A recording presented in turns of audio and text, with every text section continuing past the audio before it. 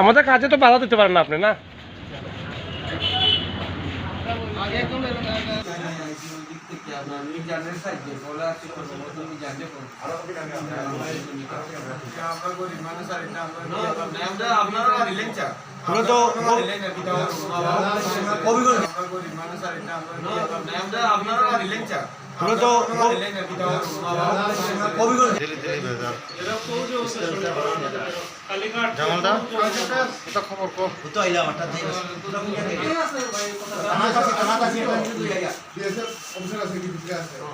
খবর দেখান এদিকে।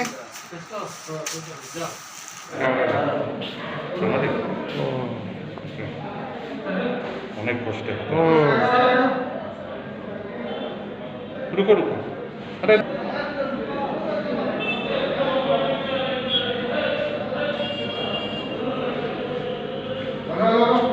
কারা ঢুকাইছে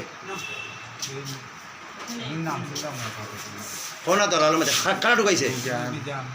মিজান কোন দেশের? সে কিভাবে ঢুকাইল?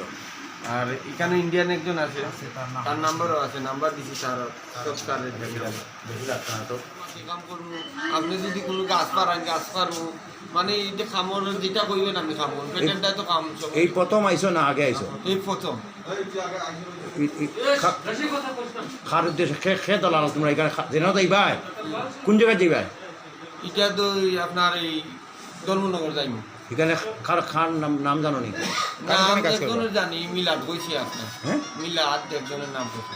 তারা কিতা করে? এরা কাজ কাম করে। কাজের উদ্দেশ্য হয়েছে? ও কাজের উদ্দেশ্য এরাও কাজ কাম করে। অ্যাকচুয়ালি বিএসএফের জি ব্রাঞ্চের একটা খবর ছিল যে 4 জন বাংলাদেশি আসছে, তারা পাতিবাজার হয়ে ধর্মনগর যাবে। ওই খবর ভিত্তিতে বিএসএফের খবর ভিত্তিতে বিএসএফ ওখানে যায় এবং তাদেরকে ধরে এবং পুলিশও যায় এবং তাদের থানা নিয়ে আসে তাদের কোর্টে প্রদান করা হবে। কৈলাসর ইরানি এরকম একটা খবর আসছে যে তারা ইরানি থানার আন্ডারে লাঠিয়াপুরাতে তারা ঢুকছে। তো বিষয়টা আমরা এখন তদন্ত চলছে। কি উদ্দেশ্যে তাদের আসাটা? তারা এখন প্রাথমিক তদন্তে যা বোঝা গেল, তারা বলছে যে কাজ করতে এসছে, বাংলাদেশে কোনো কাজ নেই, কাজের উদ্দেশ্য নাকি তারা এখানে এসেছে। এখন কি করা? তারা কি করা? এখন আমরা তাদের মধ্যে কেস নেব কোর্টে ফরওয়ার্ড করবো আর কি। তো